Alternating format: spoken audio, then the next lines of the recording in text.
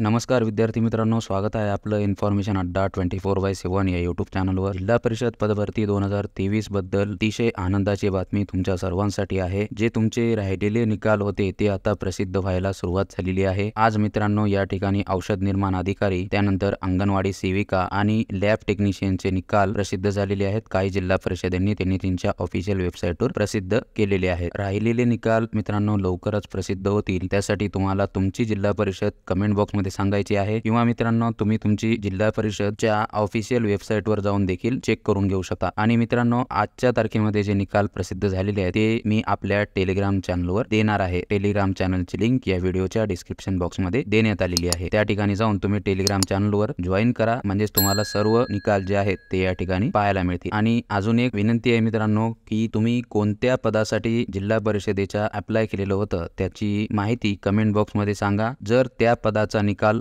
आला असल्यास टेलिग्राम चॅनलवर मी देऊन देईल। पाहू शकता मित्रांनो आज जे या ठिकाणी निकाल लागलेले आहेत, ज्याच्यामध्ये नाशिक जिल्हा परिषदेच्या ऑफिशियल वेबसाईटवर औषध निर्माण अधिकारी या पदाचा निकाल प्रसिद्ध झालेला आहे। सध्या आपण नाशिक जिल्हा परिषदेच्या ऑफिशियल वेबसाईटवर आलेलो आहोत आणि या ठिकाणी महत्त्वाच्या माहिती या टॅबच्या खाली पदभरती सन 2023 जिल्हा परिषद नाशिक औषध निर्माण अधिकारी पदाची गुणवत्ता यादी या ठिकाणी लावण्यात आलेली आहे। त्यासोबतच जिल्हा परिषद नाशिक प्रयोगशाळा तंत्रज्ञ पदाची गुणवत्ता यादी देखील या ठिकाणी प्रसिद्ध करण्यात आलेली आहे। या दोन्ही पदांच्या पीडीएफ फाईल मी आपल्या टेलिग्राम चॅनलवर देऊन देईल, त्या ठिकाणी जाऊन तुम्ही सविस्तर पीडीएफ वाचू शकता। अशा पद्धतीची ही जिल्हा परिषद नाशिकची औषध निर्माण अधिकारी या पदाची ही पीडीएफ आहे। तुम्हाला तुमचा रोल नंबर पाहायला मिळेल, रजिस्ट्रेशन नंबर पाहायला मिळेल, कॅटेगरी पाहायला मिळेल, डेट ऑफ बर्थ असेल, त्यानंतर तुमची सर्वांची नावं, ज्या विद्यार्थ्यांना 45% जास्त गुण मिळालेले आहेत अशा विद्यार्थ्यांची नावं या लिस्टमध्ये समाविष्ट करण्यात आलेली आहेत। त्यासोबतच तुम्ही परीक्षेला बसताना तुम्हाला कोणत्या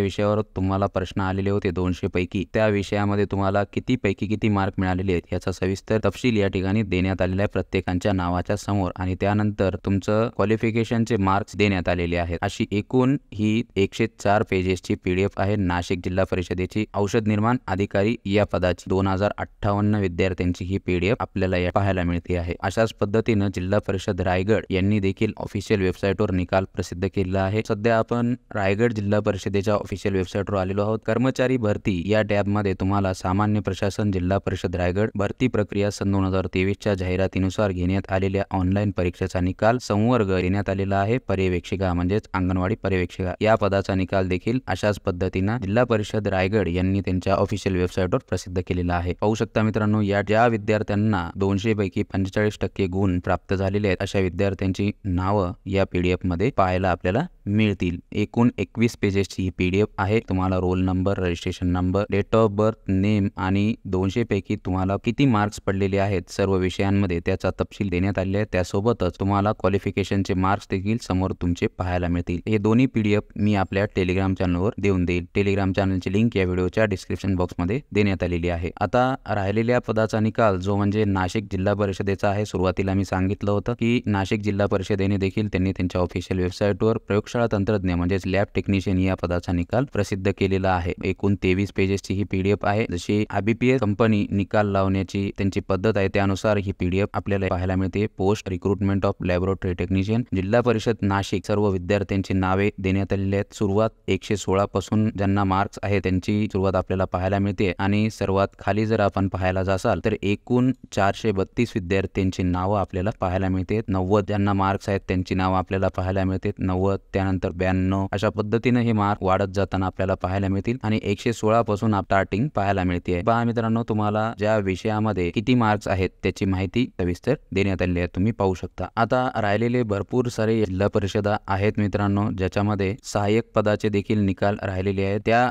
सहाय्यक पदासाठी जिल्हा परिषद पुणे असेल या जिल्हा परिषदेचा जसा निकाल प्रसिद्ध होईल तशी माहिती तुमच्यापर्यंत नक्की शेअर केली जाईल। जसे की आता तुम्ही पाहता जिल्हा परिषदाचे ऑफिशियल वेबसाईटवर हळूहळू निकाल प्रसिद्ध व्हायला सुरुवात झालेली आहे। तशाच पद्धतीने पुणे झेडपीचा देखील सहाय्यक पदाचा जर निकाल प्रसिद्ध झाला तर तुमच्यापर्यंत व्हिडिओ म्हणून नक्की माहिती दिली जाईल मित्रांनो। आता बऱ्याच जणांना प्रश्न पडला असेल मित्रांनो की या सर्व पदांचा निकाल लावायला जिल्हा परिषदांकडे वेळ आहे, मग राहिलेल्या पदांच्या परीक्षेचा टाइम टेबल आणि त्यांच्या परीक्षा जे आहेत ते कंडक्ट करायला जिल्हा परिषदांकडे वेळ नाही का? अशा बऱ्याच विद्यार्थ्यांना प्रश्न पडतो आहे. कधी होतील परीक्षा, होणार आहेत की नाही, अशा बऱ्याच प्रकारचे प्रश्न विद्यार्थी कमेंट बॉक्समध्ये विचारत आहेत. तर त्यांच्यासाठी एकच माहिती मी देऊ शकतो मित्रांनो, आणि या बाबतीत देखील वारंवार मी व्हिडिओ बनवून माहिती देत असतो की राहिलेल्या पदांच्या परीक्षा देखील तुमच्या 100% होणार आहेत. मध्ये मित्रांनो तुमच्या ग्रामसेवक पदाच्या परीक्षा असतील, आरोग्य सेवक महिलाच्या परीक्षा असतील, आरोग्य सेवक पुरुष 50%, आरोग्य सेवक पुरुष 40% आणि अंगणवाडी पर्यवेक्षिका पेसामधील पदांच्या परीक्षा असतील. या पदांच्या देखील परीक्षा लवकरच होतील. काल परवाच एक न्यूज आली होती मित्रांनो, म्हणजेच मी काल मागच्या व्हिडिओमध्येच ही तुम्हाला माहिती दिली आहे न्यूजमध्ये. जर तुम्ही पाहिली नसेल तर अजून एकदा माहिती देतो. या ठिकाणी पहा मित्रांनो, जिल्हा परिषदेची भरती प्रक्रिया रखडली. आरोग्य सेवक, ग्रामसेवक या पदांसाठी लाखो विद्यार्थ्यांनी अर्ज भरलेले आहेत. म्हणजेच याचाच अर्थ काय, तर तुमची परीक्षा 100% त्यांना घेणं आहे. पण काय अडचण येते बघा, मी कोणतीही माहिती खोटी तुमच्यापर्यंत सादर करू इच्छित नाही. जिल्हा परिषद भरतीच्या आड